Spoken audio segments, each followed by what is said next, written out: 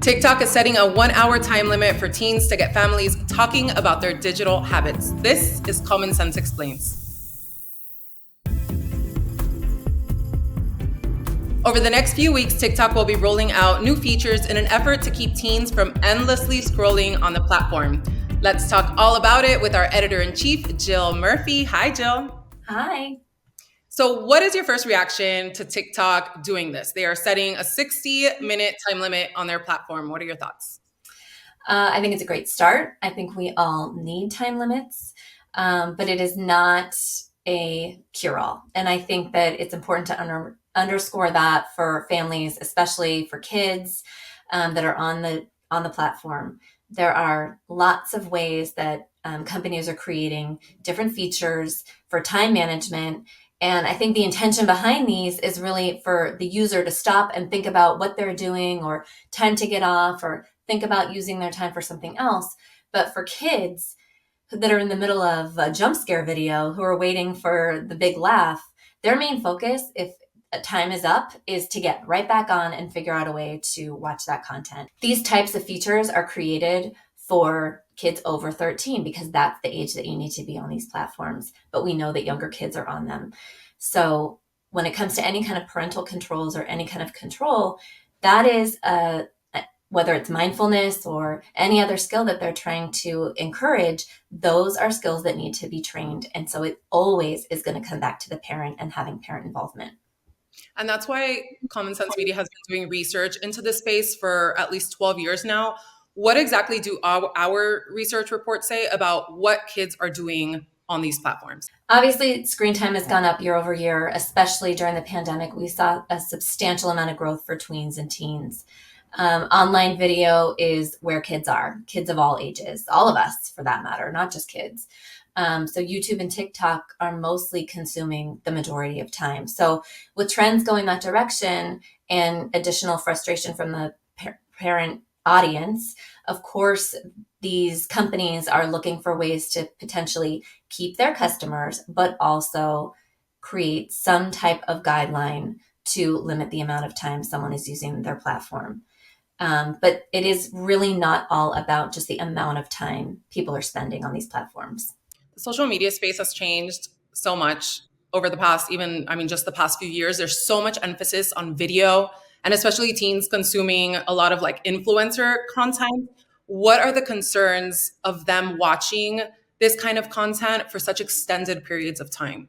I mean, there's documented concerns around mental health, addictive behaviors. Clearly, there's a lack of sleep going on, and there's tons of content available through a fire hose. There's tons of content available that's coming at these kids through a fire hose, and it is very challenging to have any kind of self-regulation to turn off your usage.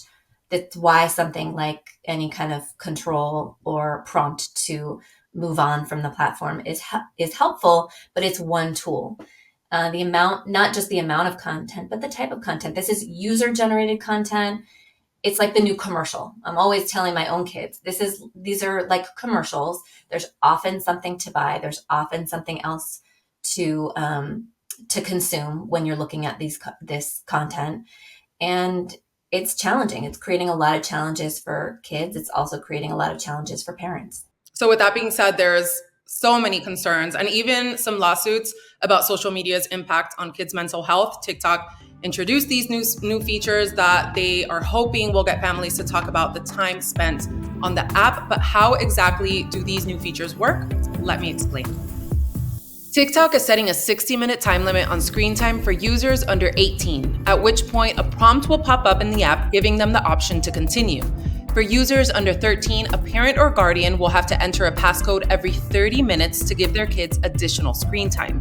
While teens can bypass the limit with a code, TikTok believes these measures will make young users much more mindful of the time they spend on the platform, which is a lot. Kids are spending an average of 107 minutes a day on TikTok, an 18% increase from 2021. So Jill, I just talked a lot about screen time. That phrase has dominated the headlines the past couple of weeks since this announcement. Why have we as an organization, though, moved away from using the term screen time? Screen time has dominated the conversation around kids' media for years, forever, since the beginning of Common Sense Media. Parents often want just a quick rule of thumb, just like we do when it comes to how many steps are we supposed to take. Give me a sense of what is okay for my kid. How much time can they spend? And we have, as an organization, we have always sided with the American Academy of Pediatrics, but truly, and including an endorsement a few years back from the American Academy of Pediatrics, we are always focused on quality versus quantity. It really does come down to the type of content you're consuming and how you're spending your time, and what is coming into your mindset. And more importantly, what your mindset is and what is drawing you to that content. We're so focused on the negative effects, talking about the quality of what we're seeing. What are some of the upsides, though? There has to be upsides for kids using these platforms. There are. And years ago, kids certainly reported out themselves about all the great things that they were getting from social media. It's certainly, I mean, we think about it, and we being adults think about it as a separate life, but it is very much interwoven into their day to day. They are speaking and communicating with their friends that they actually have at school. It is no longer just about meeting people at a distance. It is certainly a lifeline and a way for entertainment.